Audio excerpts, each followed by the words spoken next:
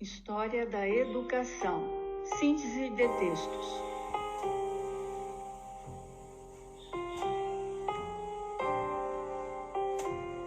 Qual é a origem do Ratio Studiorum, documento que norteou a ação educativa dos colégios jesuíticos de 1599, sendo formulado por padres e comissões jesuíticas? Como caracteriza-se o Ratio Studiorum?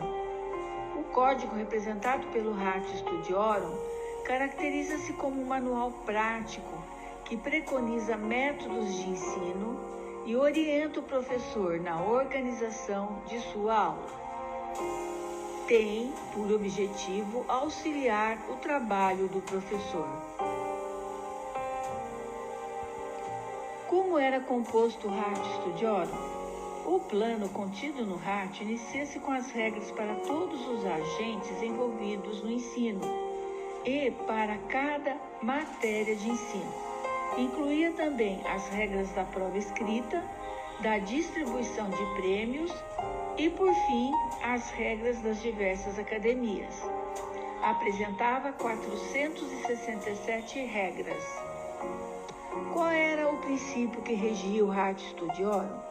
Segundo Miranda 2009, o programa de estudos estabelecidos no Ratio é essencialmente humanístico e, por essa característica, o método obteve vasta repercussão em outras instituições escolares da Europa, podendo ser partilhado pela sociedade fora dos horizontes da Companhia de Jesus.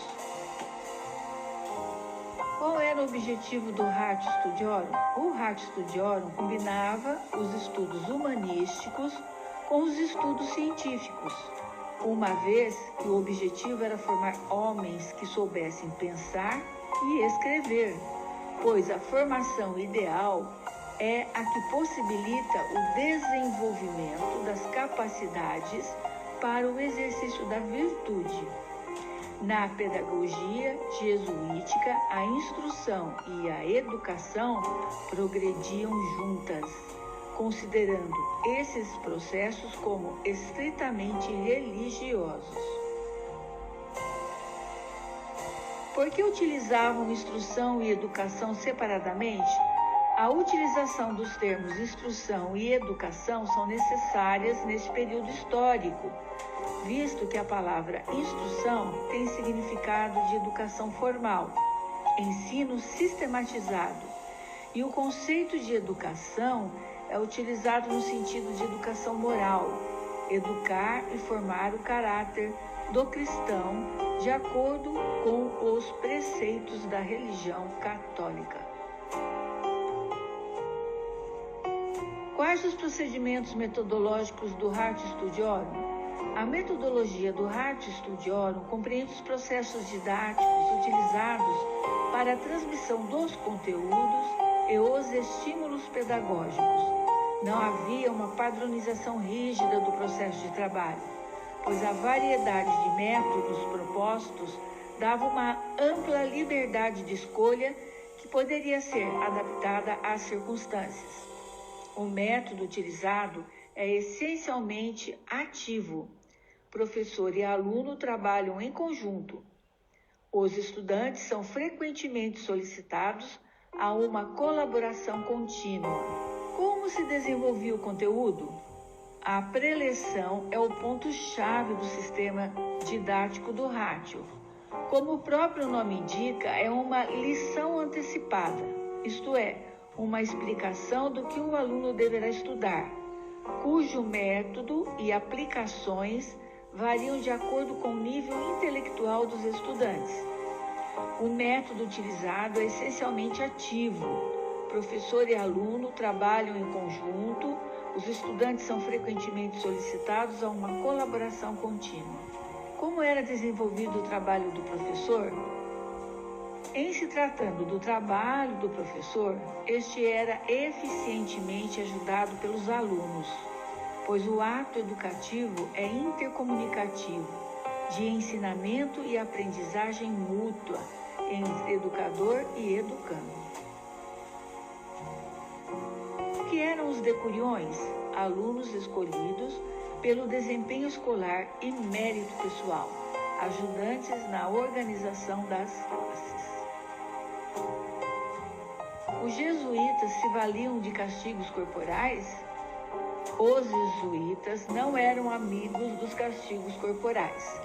Na medida do possível, a todos se trate com o espírito de brandura, de paz e de caridade, princípio que foi conservado pelo Hártio. Castigo físico era palmatória até 6 golpes na presença de pessoas e dados por um corretor, não professor. Como estimulavam os alunos, o espírito de competição era um excelente estimulador para os jovens. Competição era saudável, mente e corpo, e aconteciam por meio de torneios escolares, sessões literárias, entre outros.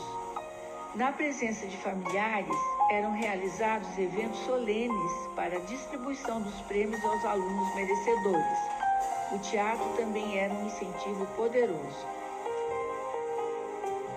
As regras eram cumpridas, a educação foi um fator bem cultivado e administrado nos seus colégios, onde suas normas e determinações eram cuidadosamente seguidas e respeitadas.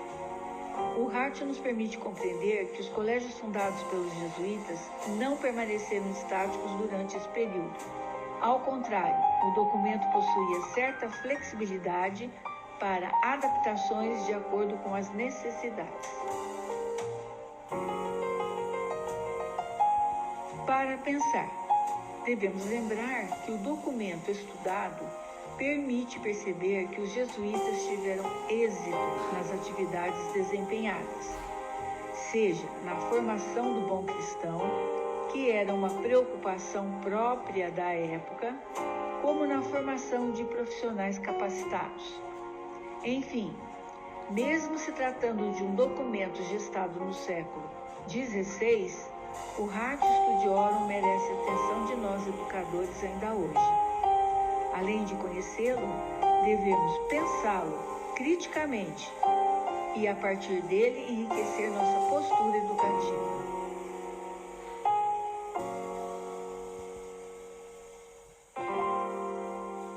Bons estudos e até a próxima!